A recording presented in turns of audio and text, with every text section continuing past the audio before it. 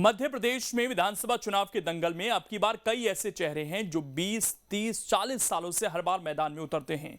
BJP में जहां गोपाल भार्गव 9वीं बार मैदान में होंगे, तो कांग्रेस से अगर गोविंद सिंह को टिकट मिला तो ये इनका 8वां विधानसभा चुनाव होगा। मतलब युवा आबादी वाले मध्य प्रदेश में टिकटों के मामले में सियासी दल अनुभव पर ही दांव लगा रहे हैं।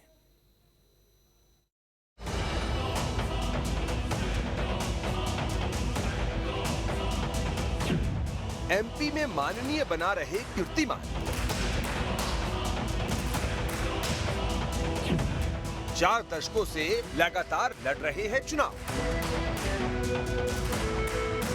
जी हां, मध्य प्रदेश के चुनावी दंगल में कई उम्मीदवार ऐसे हैं जो दशकों से चुनावी मैदान में डटे हुए हैं। ऐसे नेता बीजेपी कांग्रेस दोनों में हैं। कई विधायक तो अब मानो कभी ना टूटने वाला रिकॉर्ड बना चुके हैं। बहरहाल सबसे पहले बीजेपी की चौथी लिस्ट पर नजर डालते हैं और जानते हैं कि इस लिस्ट में कितने उम्मीदवार पहले कितनी बार विधायक रह चुके हैं।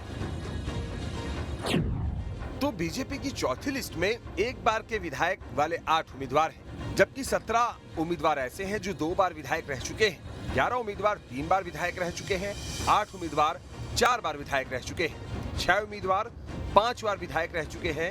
4 उम्मीदवार 6 बार विधायक रह चुके हैं और 2 उम्मीदवार ऐसे हैं जो 7 बार विधायक रह चुके हैं, जबकि 1 उम्मीदवार ऐसे भी है जो कि 8 बार चुनाव पहले जीत चुके हैं। तो लिस्ट में 7 और 8 बार के विधायक भी दिख रहे हैं। अब उन नामों पर डिटेल में नजर डालते हैं। जानकारी के मुताबिक 8 बार के विधायक की बात करें तो रहली से मंत्री गोपाल भार्गव का नाम सबसे ऊपर है। वहीं 7 बार के विधायक की बात करें तो मंत्री विजय शाह और इछावर विधायक करण सिंह वर्मा का नाम इसमें शामिल है। 6 बार के विधायक की बात करें तो नरोत्तम मिश्रा, बिसाहुलाल, जगदीश देवड़ा, रामपाल सिंह का नाम इसमें शामिल है। 5 बार के विधायक की बात करें तो शिवराज सिंह चौहान, कमल पटेल, तुलसी सिलावट और प्रेम सिंह पटेल का नाम शामिल है। जबकि 4 बार के विधायक की बात करें तो भूपेंद्र सिंह, गोविंद सिंह राजपूत, राजेंद्र शुक्ला, गिरीश गौतम, प्रभुराम चौधरी, अजय विश्नोई, ओम प्रकाश सखलेचा और राजवर्धन सिंह का नाम इसमें शामिल है। 3 बार से विधायक की बात करें तो विश्वास सारंग, प्रद्युम्न सिंह तोमर, संजय पाठक, मालिनी गौड़, रमेश मेंदोला, हरदीप सिंह डंग और विजेंद्र प्रताप सिंह है। 2 बार से विधायक की बात करें तो अरविंद सिंह भदौरिया, प्रद्युम्न सिंह लोधी, रामेश्वर शर्मा का नाम इसमें शामिल है। जबकि 1 बार के विधायक की बात करें तो राहुल लोधी और कृष्णा गौर का नाम इसमें शामिल है। हालांकि कांग्रेस में भी ऐसे कई चेहरे हैं। मतलब लाहौर से गोविंद सिंह 1990 से लगातार चुनाव जीत रहे हैं। गोविंद सिंह 7 बार के विधायक हैं और अब की बार वो मैदान में उतरे तो ये उनका 8वां मुकाबला होगा। देखिए, सब जाते हैं कि कांग्रेस में कहा कुछ और जाता है और होता कुछ और है। कांग्रेस में टिकट आने के 2 मुख्य आधार होते हैं। सबसे पहले गुटों का आवंटन, तो दिग्विजय कांग्रेस को कितना मिला, कमलनाथ कांग्रेस को कितना मिला, राहुल सिंह, अजय भैया, इन विभिन्न कांग्रेसियों को कितना मिला, ये अभी आवंटन हुआ नहीं है। ये राहुल गांधी के यहाँ अभी पेंडिंग है। और दूसरा जो नीलामी होती है कि किस सीट पर कितने पैसे किस नेता को मिलेंगे तब टिकट बिकेगा, वो शायद अभी नीलामी की प्रक्रिया भी अधूरी है। तो ये दोनों प्रक्रियाएं जब तक पूरी नहीं होंगी, कांग्रेसी कोई टिकट घोषित नहीं कर पाएंगे। हमारी सूची रणनीति के हिसाब से उस समय पर आनी है जिस समय पर हमें उसे जारी करना है। कोई देरी तो ही नहीं है। आचार संहिता कल लगी है। पिछले चुनाव मुझे याद है बीजेपी और कांग्रेस दोनों की सूचियां आचार संहिता के बाद आई थी। बीजेपी ने अपने पुराने जो थके थकाए चेहरे थे उनको उतारने का काम किया, जल्दबाजी में सूचियां जारी कर दी। न बीजेपी उसके अंदर कोई पॉलिटिकल विल दिखा पाई। सुना था कितने टिकट कटेंगे, वो नहीं आया। सबके सब वही रिपीट हो गए। कांग्रेस पार्टी की सूची तैयार है। अगर श्राद्ध पक्ष चल रहा है और कांग्रेस पार्टी श्राद्ध पक्ष में अपनी सूची जारी नहीं करना चाहती तो बीजेपी के पेट में क्यों दर्द हो रहा है? बहुत जल्दी सूची जारी होगी, आपके सामने होगी। एक लंबी सूची होगी, सर्वाधिक नाम तय हो चुके हैं, वो सामने आएंगे। बीजेपी अपनी चिंता करे। मध्य प्रदेश में खुद सीएम शिवराज का भी ये 6वां विधानसभा चुनाव होगा। मतलब कांग्रेस बीजेपी कोई भी दल हो, अनुभव और जीत की गारंटी वाले फैक्टर को कोई भी नजरअंदाज नहीं कर सकता।